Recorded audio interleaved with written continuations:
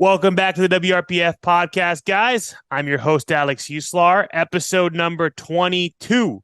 This week, we got my boy, Ed Blair, former all-time world record holder of a massive, massive bench, looking to beat that and come back and take it back again, hopefully in the next couple competitions coming up. He is also the holder of what I believe to be some of the biggest goddamn forearms, at least definitely in the 220 class. You got some yoked ass arms, bro. So we want to get to know you. I want to hear your training background. I know the first time that I even heard or saw of you was the first time that you attempted the bench all-time world record at Reebok Record Breakers, which was only your second competition, which is fucking nuts. So yeah, bro, welcome. Thanks for hopping on. Thank you for having me. Absolutely, bro. So let's dial it back. Before powerlifting, what were you doing to get some goddamn huge forearms like that led you into powerlifting and trying to break an all-time world record bench in your second comp? Well, basically what happened, I started just normal lifting and just for fun. I was more looking into more bodybuilding path rather than powerlifting. I didn't know what powerlifting was. Um, but as time went on, I noticed that was definitely a lot stronger at certain lifts. Didn't know how strong, but I knew I was stronger.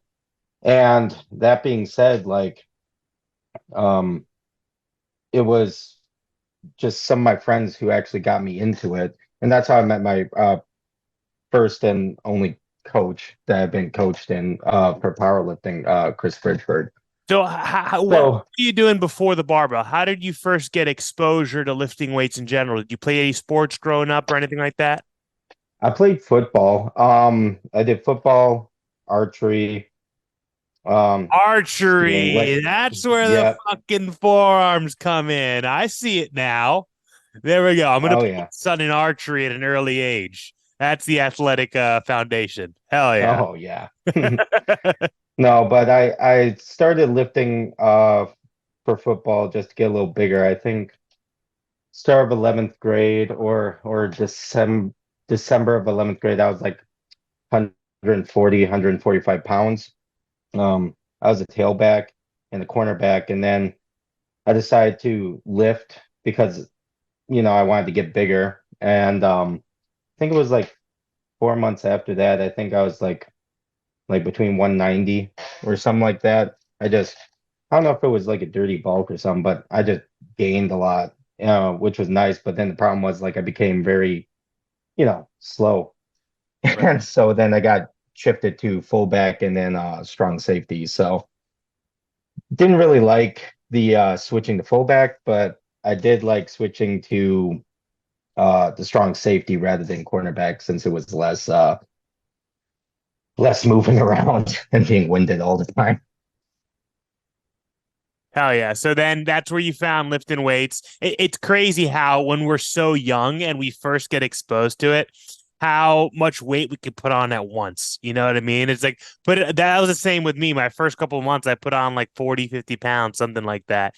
And it's like now it's like, fuck, it's a struggle just to freaking keep it on, but nothing like Oh being yeah. cool. So finishing out high school, found weights, still playing Mhm. football. After high school, did you continue pursuing football or anything, or was it just the gym and college? I was thinking about it, but I didn't feel like there would be an easy path for that. And especially so I went to school for engineering, so didn't know if I could juggle the responsibilities for both at the same time. So I was like, I'll just focus on my schooling. I went to Iowa State for the specific reason of construction engineering, since they were either at the time or maybe now they're still one of the highest graded engineering schools. So I was like, well, why don't we just try and focus on schooling, make sure I can at least get through that, and then we'll think about other stuff as time goes on. So were you still lifting weights through college, or you kind of took a step back?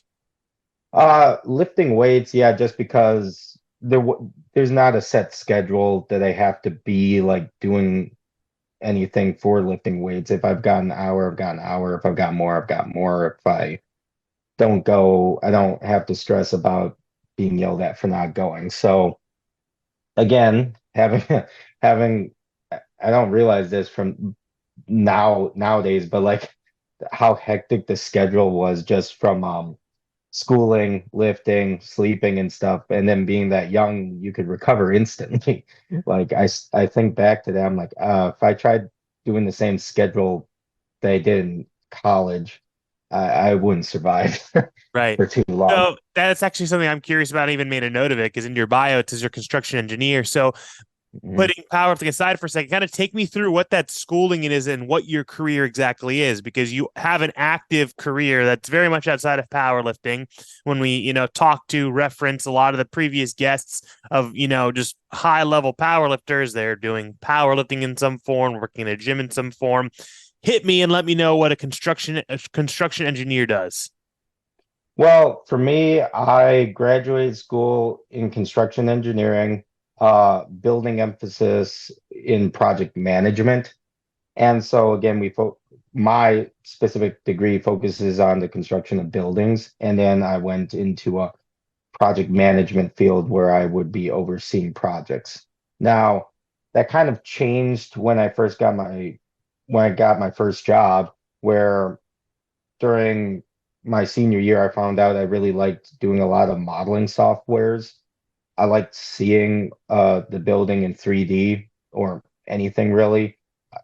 I think like it's nice for visualization and stuff like that. So that got me interested to go into the more virtual BIM side of construction.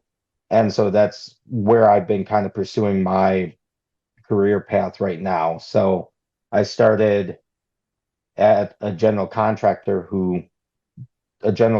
is in charge of a project and running the project. And then I hopped to a subcontractor who the GC hires. And this last job I had, I worked for a subcontractor in the electrical field. So I kind of been hopping around on both sides of the construction process because my idea was that as time goes on to go higher up in construction, you're going to need to manage at some point. So understanding more or less the full size and scale of a construction project and the process would help in the future. So as of right now, though, I am still currently looking for a job So because just kind of my finance things on with gaining the experience. yes. Got you. So does that kind of like so you said the design aspect of it, because the extent Yep. I understand engineering is because I was involved with Ghost in the earlier Hmm. days before Ghost was even launched or announced, right? And I was working with Tim, and Tim is an engineer, and he's sending me Hmm. all these AutoCAD files and all these 3D renderings, and I had never seen a 3D rendering before, and I thought it was so Yeah. damn cool. I was like, "Can you make a mono?" He's like, give me 1 hour." An hour later, I have this thing that I can scroll all around, see the mono and this, that, and the other. And so Hmm. that's like his engineering side of creating the equipment. So is it the same kind of thing when it comes to like buildings and stuff?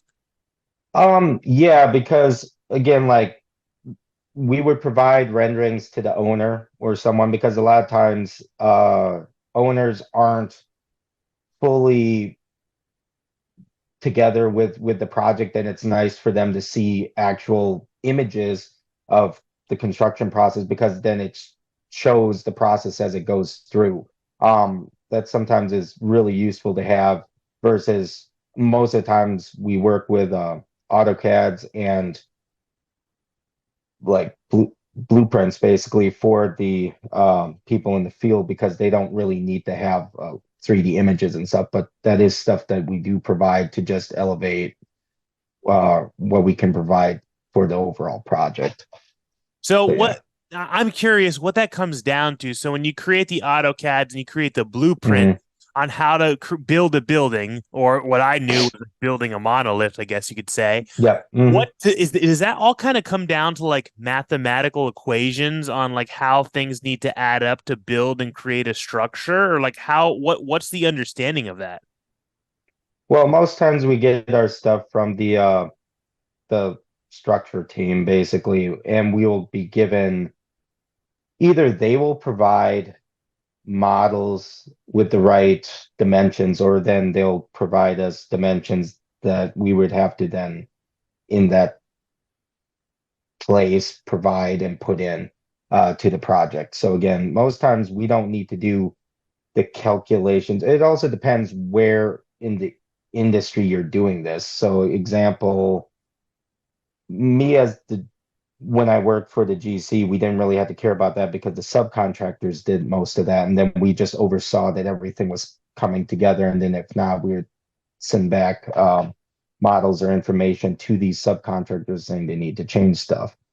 Versus when I worked for a subcontractor, because that was our individual process and our individual thing, then we would actually have to care more about the equations and along those lines. Interesting. It that the whole Mhm. concept of engineering and construction is just when you're just a layman like me who just knows how to teach people how to lift weights and build businesses and stuff, just the thought of like a building that's, hundreds of feet in the air is just, it's so mind-boggling how all that comes together. And I can't even begin to understand it.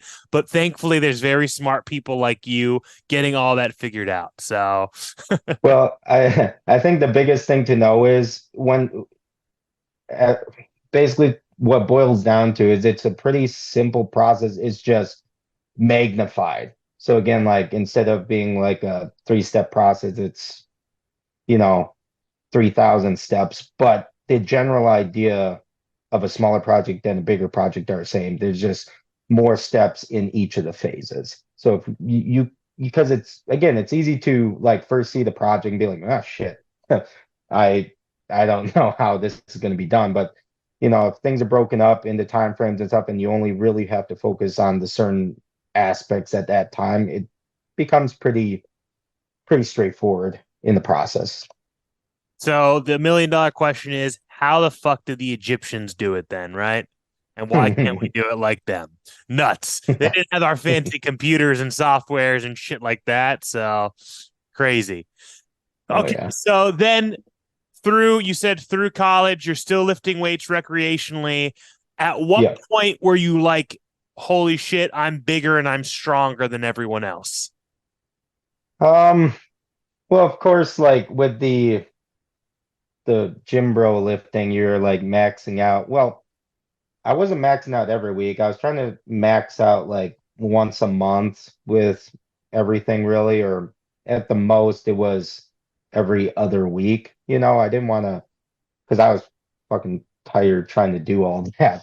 But but I don't know. It was just when people started noticing, especially more like my friends who were powerlifters, and then they were the case. So most of the time, I would lift at the regular state gym. I didn't know that we had a powerlifting club anywhere for I think the first 2 years. I had a friend that kept telling me that he would go over there to lift, and I was like, all right, I'll go over there at some point. And I think it took a full year until I was just like, all right, I need to go over there. But I think it was through them and through a couple of my other friends saying like, oh, you're pretty strong. I'm like, ah, thank you. So but the idea was always, to keep getting stronger and stronger. So just like I didn't know if there were records and stuff like that. Because again, like I was I had no idea what powerlifting was. I was just lifting to lift. But of course, I liked seeing if I could get stronger and stronger, you know. Hell yeah. So, did bodybuilding as a sport ever interest you at all, or did you ever like start to pursue anything like that? Okay, if Yeah, you look like you potentially have that base and that foundation. yeah. So again, I started in um that direction first in bodybuilding just because that's what I heard of before. That being said, I pretty I didn't think I was the most symmetrical, and with bodybuilding, that definitely is a more about how you look with the grading process and stuff like that. So there's certain things I was just like, well, I'm not going to be able to be like the most perfect, like balanced person ever. And then finding out that powerlifting didn't care about that. They only just cared about that you got the weights up. I was Right. like, well, this is a lot easier on my like conscious just to lift stuff rather than being like, well, one of my biceps is smaller than the other or it doesn't look the same. It just if you got injuries or stuff like that, then it would be very hard to remedy that. So that's why I decided to switch into that. And I'm very happy about that because I don't think I might, but I don't think I have the discipline for the nutritional side of bodybuilding just to be strict enough for that. I like to say I'm strict enough if needed for powerlifting for nutritional side, cutting weight, stuff like that, making sure I'm not getting too big for my weight class. But definitely seeing all my friends who compete in bodybuilding and do super well, hats off to them. Like no knock to bodybuilding, but it's definitely something that I don't think I would be able to keep up with at the highest of level. 100%, man. It's a whole other world. Seeing someone like Briani and what she's been doing, and some Yeah. of these powerlifters that have been crossing over, and it's funny that we see a lot of like females who are crossing over, and I feel like from some of those aspects, a lot of those females have more inclination to have those certain disciplines, and I'll be curious to see when like Joe Sullivan and some other guys start trying to do the crossover because that shit just looks terrible. Absolutely terrible. Well, I do say that it does help. I do like it when people start. I mean, not it doesn't have to be bodybuilding background, but just lifting in general before powerlifting, just because, USAPL lifters, a lot of them are super young, and honestly, I feel like some of them just jump straight into powerlifting, not actually lifting for a while. And I always think that learning how to control and contract muscle groups um, is important. Building lean tissue mass is important before going into actual powerlifting for strength. Because I always tell people like, how can how can if you don't have muscle, it's very hard to get stronger without building muscle. So I always feel Oh, like and that. what you're saying couldn't be further that from the. It's so true, so accurate. It's the way you explain it is perfect because I see it constantly in my gym. It's really cool to see these new generation of kids finding powerlifting and finding weights right away and wanting to dive headfirst into this. But if you look at these kids, they look like a bag of squished oranges. I don't even know what they look like. They're Mhm. soft and gooey. And some of them are getting decently strong. Like, cool, Yeah. you're squatting 500 pounds, which is impressive for an 18-year-old kid, but you don't look like you can lift a finger. But when you look Hmm. at even the other USAPL outliers and high level and the ones winning, a lot of them came from a sports background. All right. Oh And yeah. a lot of time in high school sports, you're required to lift weights. All right.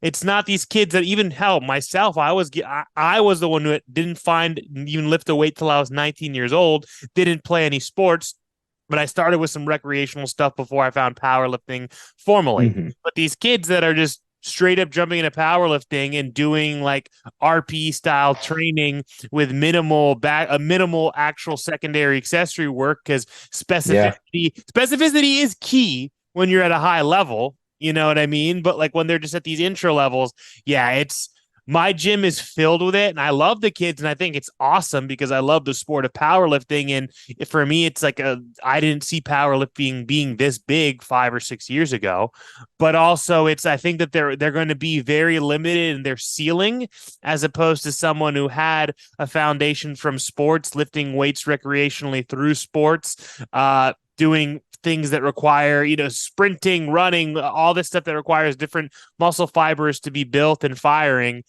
Yeah. Yeah, you hit the nail on the head with that. Oh yeah. Yeah, it's definitely stuff where I feel like this goes hand in hand with too many people are always in prep. It always seems like, especially with, I don't know higher up, but it seems like a lot of, I don't know, same USAPL, they're always in prep. Like after they finish one, they just hop back into another. And I do feel like it's important to have an actual off season where you focus on more, again, higher reps, bodybuilding movements, so that one, you can help with the flexibility, drop down on injuries, and then also build lean tissue mass so that you can peak that. Because I always say that when you're in prep, you're just priming the muscle that you have to execute at the day that's given. But then the off-season training is where you actually grow the muscle to increase that potential max output. So, Yeah, agreed yeah. 100%. And it's funny because I see a lot of like these younger coaches and athletes and everyone, like they might not even have plans for competing for 7 or 8 months. And I look at how they're training Mhm. and I'm like, man, they're still doing like, a 3x3 at RPE 5.7. So it's lighter than Mhm. they would do if they're peaking, but you're only doing triples and you're doing triples at a weight that's not really stimulating growth, hypertrophy, or, maximizing the muscle and the strength. And then they're like, oh, but I have a 3x8 drop set, and that's their volume, and then they leave the gym Mhm. for the day. So I definitely think a lot of people are shooting themselves in the foot with that training style, and not implementing like that block periodization where you go through these different blocks of true hypertrophy training that resembles more actual bodybuilding, as opposed to these volume phases they call it, because they have a 3x8 at 50% or 55%, which still also isn't stimulating enough fatigue. Oh yeah. I think, well, one of my friends Ranson put it, for that training, you don't even need barbell movements. I mean, we all love barbell movements, but a lot of it you can definitely grow with just machine training. And then again, like if I were to get onto that and have a good amount of time to work on stuff, it would probably mean that I'd have to get a new another gym membership so that I could have access to a lot of machines, because I do feel like accessories make the main movements, all the barbell movements. So that's why they are critical not to skip and to do them correctly. So 100%. I love that shit, and I program a ton of it for my clients. Even when I built my gym, even though I'm a hmm power lifter, and hmm 50% of my gym is all bodybuilding equipment. And it's some of the best bodybuilding machines that I've handpicked that have been ever made.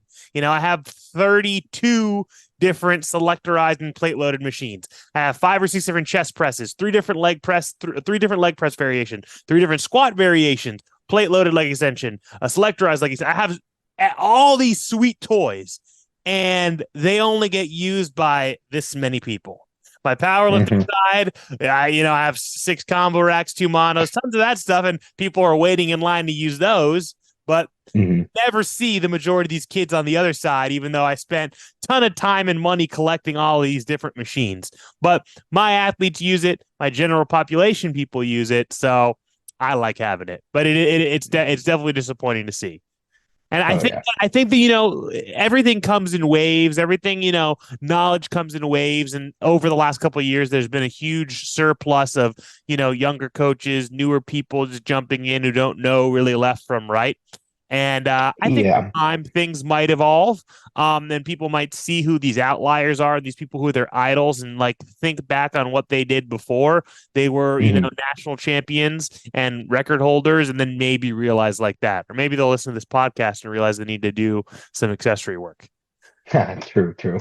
Hell yeah, man. So, all right, 2017, end of 2017 was your first competition ever. Take me Yeah. through 2017. Is that when did you find the formal term powerlifting? Because again, your friends were talking about, they were saying you're kind of strong. When did you start following an actual powerlifting structured program and decided you want to compete? So I think it was about maybe 1.5 or 2 years prior to that. My biggest problem was deadlift strength, and I had been going to the weight club from now, and Chris was always lifting in there. And then I heard from other people that he started, coaching a couple people. I don't know if he had started his business by then or if this was just him starting with people just on a friend base. But I did come to him and talk to him about, like, I just want deadlift coaching. And so we agreed to that. And then I think it was maybe like, I don't know, like a week after that or so, or something close to that. He was like, do you want to just do full power? I'm like, yeah, why not? Because, you know, the it's nice having programming because then you don't have to think much about what you need to do. You just need to think about the lifts given and then your technical side. So that's normally how that started. And this also happened, I think. So I about maybe a month or so before I started powerlifting, that's when I impinged my ulnar nerve because I was, lifting for fun. I think the 2 days prior, I had kind of tweaked my back when I was squatting. And so the day that I came in, I was supposed to be doing some sort of leg movement, but I ended up wanting to do back. And then so I was doing, I think, rear delt flies. And then yeah, there was a loud bang in my elbow and then I couldn't move it and it was super hot feeling. And yeah, it got stuck. It took several days for it to start moving again. That I could move it. And then it started like going dead and falling asleep, I think like a couple weeks after that. I just woke up one day and it was just, felt like I was asleep on the hand, lower the arm the whole time. So that was always fun trying to deal with that while getting coaching too. Movements or make them a little bit different so that I could actually do the movement. But again, like it always sucked because like close grip bench that I used to be able to do pretty really close, I could only like maybe move in a finger width from normal comp grip. And even that, like it took months for me to get comfortable with going back to comp grip, just because I wasn't able to move it. So yeah. So this was before your first competition or after your first competition? Before it for about I think 1.5 to 2 years before. Okay, so So you were powerlifting, but you just weren't mhm. ready to actually compete due to this injury. Yes and no. Again, like I always know, I for me personally, I was like, I kind of want to lift a decent amount before I get on the platform. But then at one point, Chris was just like, "Why don't you just get on? We don't care what numbers there are. I just want to see you just get on a platform just to do something." And so then I was like, well, okay, it was in Iowa, so it wasn't hard to get to. It wasn't like I had to go travel someplace and worry about that. So I was like, oh, that's perfect. The only issue was, I think, so this was UPA, and I had 3 meter wraps. Like I wanted to give those a try, because I had used wraps before just for fun to see what I could squat in them. And with the UPA, I thought at one point, like the rules were like you could only use 2.5 meter wraps, which I didn't have. So, and I was signed up for wraps, and now it's just like, well, since I don't have 2.5 meter wraps, I'll just do sleeves in it. And then I found out, I think like a day before that, I don't know, 3 meter wraps are fine. So I was like, well, we had trained for just raw, so we just did that. So it ended up going pretty well. I think the only thing that, of course, was an issue was my third deadlift. Usually that was the case with a lot of these things where, again, like just slipped out. So, but overall, I was happy just because it was my like first powerlifting meet I ever did. I didn't know what to expect. And then after that, I was just like, oh, these aren't bad. So, Yeah, and I mean, obviously bench is a big focal point. You benched a massive 207.5 kilos, which is like 458, I think, something like that, 457. So yep. that's a pretty big bench for your first competition, obviously, right? So after that, it looks like we have a big gap in history, right? So you were dealing with elbow issue, you're able to put it together, Hmm. compete for the first time, hit a pretty big bench for a beginner power lifter. Hmm. And then you took some time off before coming back for the record, right? Yeah. Again, just moving to Illinois, job and stuff like that, it's very hard to find time to actually do a meet. And then Chris just said at one point, since he had a decent amount of athletes doing the record breakers, that he'd get me out there so that I didn't have to stress about stuff, and then wanted to see what I could do. And so that's how I ended up being able to do that meet. And it was nice too because he was saying how, like, it's a big meet, and I'd seen what he had done previously in um the record breakers, I think the year before. And Yeah. so it looked cool again. Like there again, this is when I started kind of finding out about these other lifters too. And it was cool because I was just like, well, I can actually talk to some of these people that I've only seen, like, on YouTube or whatever was around then. So yeah, so that training went super well. I mean, it was straightforward. It's kind of like got into a groove with everything.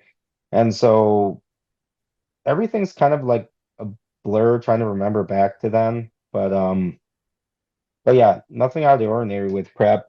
Everything went super well, and I think, yeah, I went 9 of 10 at that meet. So I was very, very happy with that, and I was expecting to that deadlifts would just roll like that, and that was one of two times where, like, I was able to clear all deadlifts. So, Oh yeah. I didn't realize how hard it was going to get grip wise. And do you think that has to do back from the nerve issue that you had in your elbow, or just you've always kind of had a grip Yep. issue? Yeah, right. No, yeah. I mean, biggest thing was for that, it got to a point where I got no nerve, like no, like the nerve was completely like pinched off, so it wasn't sending signals down to my hands. So with the that amount of time, the good thing was the muscle was still intact by the time I got surgery, but the bad thing was all the muscle was gone in the hand. So it was in the portion between your thumb and your index finger, and then everything on the backside of like the, the pinky, like, palm area. So all that got to a point where, like, I couldn't move my fingers by themselves and stuff like that. Again, not having it for so long, you don't realize until you start doing these tests by yourselves, and then you're like, well, yep, everything's kind of screwed. So yeah, it got to a point where that was being the issue, but I was always told that, hey, if it's not getting worse, then you don't need surgery. So I kind of stuck with that just because, elbow mobility wasn't as bad as it could be, especially not until now, sort of. So I was like, we'll just roll with it. We can just keep trying to work on strengthening everything else around my hand. So yeah. So looking at that competition 2 years after your first competition, Yep. you go from squatting 606 to this next competition, you squat Mm. 705. So Yep. obviously you go from being someone with a very strong bench, and that's kind of the only outlier, to now you Hmm. have pretty elite level squat as well. Actually able to now squat in knee reps, right? Um, Yep. and that at that competition, you attempted what was at the time the all-time world record bench. Did you know Hmm. in prep that you were probably going to be able to attempt an all-time world record bench? The idea came up because Chris, right off the bat, said, when he first started coaching me, that, hey, if we just make it so that you're not always maxing out, and we actually prime you and get better. He told me I had a shot at breaking that, and then at some point maybe hitting 600, which was always a want for me. Well, 500 was a want, but moving on, I was like, well, hey, having a record sounds pretty good. So that being said, the one thing that really helped in that meet, there was no start commands. Right, So SPF, yeah. yes, so that was the issue for my next meet because my next meet was, I think, USPA, and they have start commands, and I think I was definitely told that I was going to have a start command, but I think my first, like, attempt, I just started going down, and then I didn't know what to do. So then I like benched it halfway up, went back down, waited, benched it up, and then racked it. I was like, oh, I'm an idiot. So e- ever since then, I'm kind of glad I didn't have to compete in, like, SPF again, just because, I can keep the same rules the same so I don't have to worry about, a non-start. But that definitely did help being able to just get the unrack and then to drop down as soon as possible. Definitely saved a lot of energy. So first attempt, second attempt flew, and then yeah, by the third attempt, that moved like I didn't think it would move that way, but it moved extremely well. So we then were like, well, might as well just try put it on for a fourth attempt. The only thing that sucked was since I was the last in my flight, and then I was the only one attempting a fourth attempt, it was just me going back to back. And looking back to it, there was definitely certain things I would have done differently. Where when they asked if I was ready, I would have said no, and then I would have taken more time. Or two, I definitely would have either wanted to be on my toes for benching or ask for blocks because it was moving up until I think it was my left foot slipped out from under me, and then I couldn't save it. So that was definitely frustrating. But at some point, since I got it that far, I knew it would be there in the future. I just didn't know when. For sure. So then jumping Hmm. through the history a bit more, then you said, like you said, a year Hmm. later after that, you competed in USPA. Bench stays Hmm. around the same on the board, but then your squat went from a 705 squat to a 770 squat. And then a year Yep. later, or just 5 months later, you compete at Hmm. your first US Open and you Hmm. squat a massive 805. So at this point, it's like you've attempted an all-time world record. You have an extremely elite mid 500-pound bench, but you're also building up your squat, right? Oh yeah. Hmm. So, but along the way, we've kind of touched on that injury and just kind of start jumping through your history to present day. You've talked about the elbow issue causing issues in, your deadlift, your grip, and even like I know you've had some shoulder pec things as well. So at what point did you have to get surgery to start correcting this stuff to bring us to present day? That was gonna be after the first Ghost Clash, um, in February of 2022. Yep. Was that when it was? Yeah. Yeah, because during that prep, it kind of hit all of a sudden where like I didn't have the best mobility at all. I think the biggest outlier that started was me getting in position for low bar.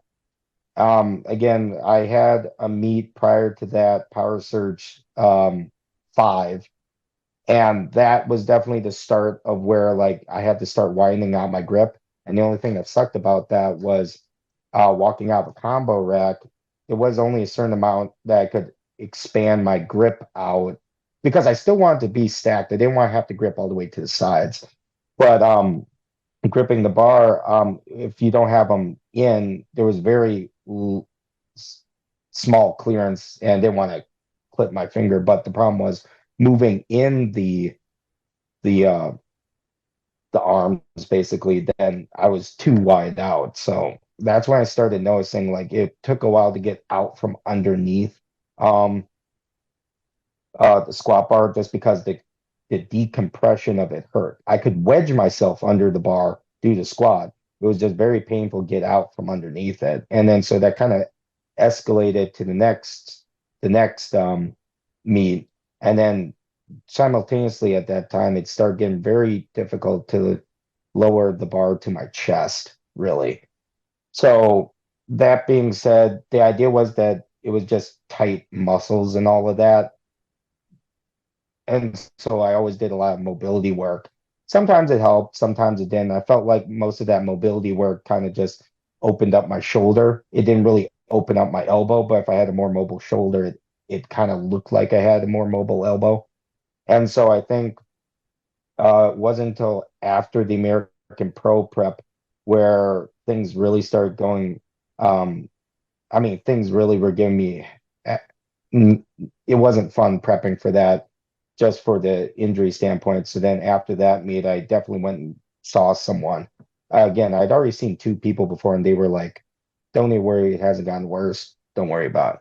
I saw this other person, then he basically said, like, we need kind of emergency surgery because right now you're kind of playing with fire right now. If it snaps, it's very hard to recover from that. And he always looked at me and was like, "Why did you leave it off this long?" And I was like, "Oh." two other people told me it was fine. If they had told me what you told me right when I had it done, I would have gotten surgery then and probably wouldn't have lost all of this stuff, you know. So I was very thankful he they got me in real quick. So after the diagnosis, I think I got my surgery within a month, basically. But I was very happy to get that done because, now I actually can start feeling stuff back again. And he said it would take a long time for the recovery process, but I'm definitely starting to feel like, the sensitivity coming back and maybe muscle contractions back in that area. But yeah, it was just a long process. I'm glad to get taken care of because it got to the point where like I was just used to having my hand half asleep the whole time. That was just how it was going to be. And I was like, well, just going to be like that my whole life. But I'm happy that he actually told me that there were detriments and issues that needed to be fixed. It wasn't just like, pretend it's not there and you'll be fine. Right. Yeah, I can speak from experience because I had some nerve impingement due to some herniations in my cervical spine. And when Mm, that first came on, it's funny because that just came out of nowhere for me last summer. I was finally doing like my first actual strength block in like years after starting my yep. businesses and stuff. Hadn't hit a bench PR in like 2.5 years. My all time was 5'11" at the time, and I start doing this peak and I'm getting stronger and stronger. And the week before the American Pro, I benched Mhm. 540 in training, like a 28-pound PR after 2.5 years. Huge, feel great. Literally that same week, I start feeling just numbness in my fingers. Mhm. And found out somehow that week between maxing out my bench, my squat, and everything I had done that block, got these herniations in my neck. And when I was at the American Pro, I couldn't even sleep. I kept waking up and I couldn't feel my fingers, couldn't feel like all this tingling in my arm. Oh my God. Yeah. It was the most disturbing thing ever. As soon as I get back, I start getting evaluated by physical therapists, get, Mhm. an MRI on my neck, get everything figured out. I just completely stopped lifting and started just doing all this physical therapy. And thankfully, within like 10 weeks, 11 weeks, I got the nerve impingement taken care of because just mentally, more than anything, I didn't Yeah. really give that many fucks about training, and stuff like that. Yeah. Just that sensation and that feeling was just so Oh uncomfortable, yeah. natural. It feels terrible.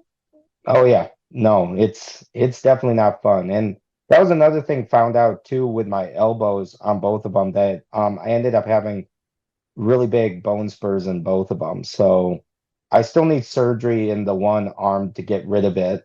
But the other one that had the nerve impingement, he asked, "Do you want to get both of them taken out at once, the bone spurs and the impingement fix?" I'm like, "Yes, I don't want to have to get surgery again in the same area."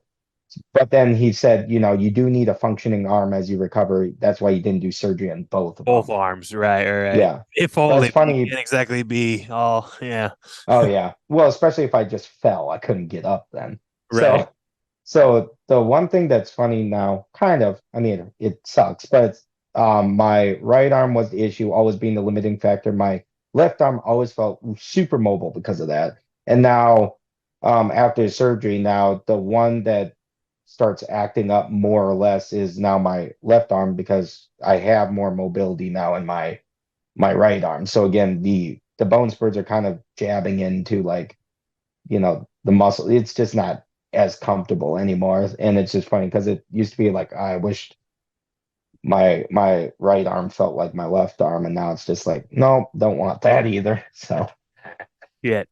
Well, that brings us to present day, right? So it's yeah. been recent that this will be your first competition, where this competition that I'm speaking of right now, guys, if you didn't already know, Ed's in prep for the American Pro, right? We're 6 weeks out right now, just like almost every single damn guest that I've had on the podcast, everyone getting ready, everyone get excited for Virginia and the American Pro. So talk to me about how you've been able to recover from this surgery and what prep's looking like leading up to the American Pro. Well, biggest thing was not pushing it too quickly. The huge part was just making sure my ROM, like my work with the range of motion in PT and then by myself was a big factor. Again, that's very painful because when your muscles have kind of shrunk into a position because you didn't have the range of motion, it's very hard to pull them to get back into the full length and it hurts. And so that was a large part of what I had to do for that portion. And I think biggest thing was just making sure I didn't worry too much about like I think for accessory work, not worrying about full range of motion right off the bat and weight. It was just making sure I could start moving it. Because again, I didn't want to fully extend some and then like tear something. Because they had to, when fixing the ulnar nerve, they had to reattach, I think, one of my tendons from my bicep so that I could go around it. So that was the one part I was really worried about, just because any reattachment now becomes the weakest part, needs to grow back and heal to itself. So more or less with that, it was just making sure that I took my time with loading it. Again, certain movements I kind of didn't do, or else, like if I was programmed, I kind of just did body weight and just really focused on just making sure my body could support it. I did not load like maybe weighted dips, didn't do that. Or if I had to do like JM presses or California presses, just stuff that would isolate the elbow in a certain way, I just tried to make sure I took my time and not worrying about, oh, I need to be at this weight at a certain time, especially because it was accessory work. Um, Even though accessory work is important, it's just, I can take my time. I just got off of surgery. I don't need to think I need to be back at a certain point, which does sometimes help like alleviate your like mental aspect because, I mean, you're not supposed to have your mind control you with all this stuff, and worry about stuff. But it does sometimes take a toll when like, you're a certain level of lifting and then you have to take, few months off. You feel like you're not going anywhere, especially if the recovery is taking longer or you're just not used to how long recovery should take for this sort of thing. So I think that's the biggest thing, not being pressured into um, rushing back the process, which I feel like I didn't, and I feel like that's really helped. Um, but yeah, there was that. And then again, like I did what I could when I was healing. That was the nice thing about an SSB bar. You don't need to hold on to the SSB bar. So I didn't have to worry about putting pressure into my elbows while supporting a bar. So at least I was able to do some form of lifting, which was nice.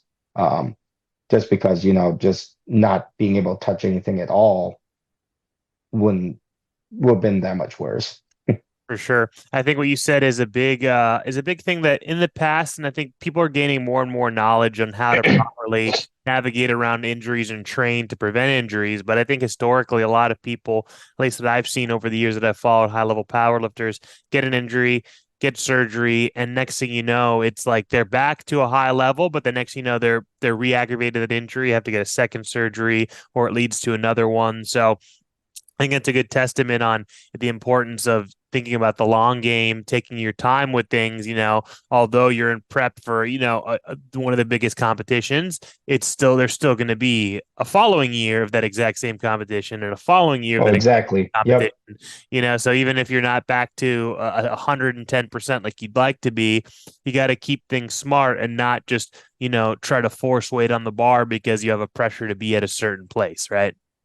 Well, that's the nice thing that Chris does is he definitely regulates really well with, especially me coming through multiple injuries, usually to meet back from this sort of thing.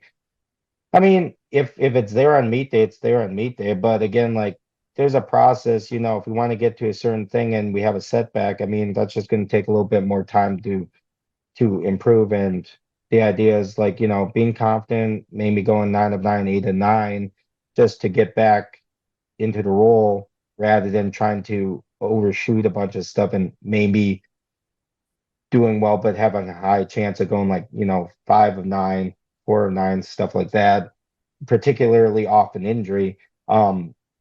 That his mindset has definitely been nice about that, just so that I can, build my confidence back up and just, you know, next year, I Yep. can start really pushing stuff. And so that definitely goes with how we were programming for squats too, because I just trained for uh a meet in May at my gym that I lift at. And for my opener squat, both my quads tore. So, I definitely was not expecting that. I definitely felt that it helped that they picked up the weight because I've torn one of my quads, I think 3 times, and the other one just once. Again, these are all partials, but I think they would have been worse if I didn't have good spotters because most times when I feel it going, they're able to pick me and the weight up. I don't try to drive off of my feet to try to like help them rack it.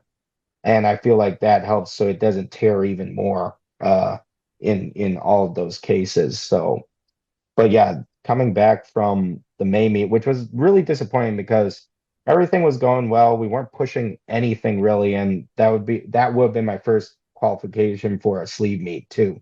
Because again, at some point I want to have both because I want to compete in both sleeved and wraps. And I always feel like sleeves will compound wraps in general. So it's always that was always frustrating, but now getting back to squatting, it's trying to feel the confidence back again about squatting and not feeling like, something's going to go if things get a little bit tight, how normally it is for squats. But each week so far with sleeves and also with wraps, I hit the next number. And then usually the week after that, that number that I hit is another warm up number. And that usually goes well just because I felt it the week prior, nothing happened, and then I feel more confident as the progression goes. Hell yeah, man. Well, 6 weeks till the American Pro, right? No Yep. pressure for anything like that. But then after the American Pro, tons of turnaround time before getting ready for the Ghost Clash. Yeah. Yeah, I'm excited for that. Hopefully, knock on wood, I'll be able to put up a sleeve total there. I'm very excited for that. Hell yeah, man. I'm stoked to have you there. I'm stoked to see you again in 6 weeks coming up in Virginia. I love your story that you've shared with us. I've liked getting to know you a little bit better. I think that a lot of like the injury insight, training insight, all of that is going to be very valuable knowledge. And I hope all of our listeners at home, you guys listened to it, digested it, taking it from a high level lifter who's overcome quite a few injuries and is on his way back. And thanks, Ed. I appreciate having you on. Let everyone know where they can find you. Yeah, so on Instagram, my handle is Edward_Blair_220. Hell yeah, man. It's nice and easy, simple, straightforward. All right, Yes, it guys. is. I hope you guys enjoyed this week's episode of the WRPF podcast. And if you'll be in Vegas in a couple days, we will see you out there.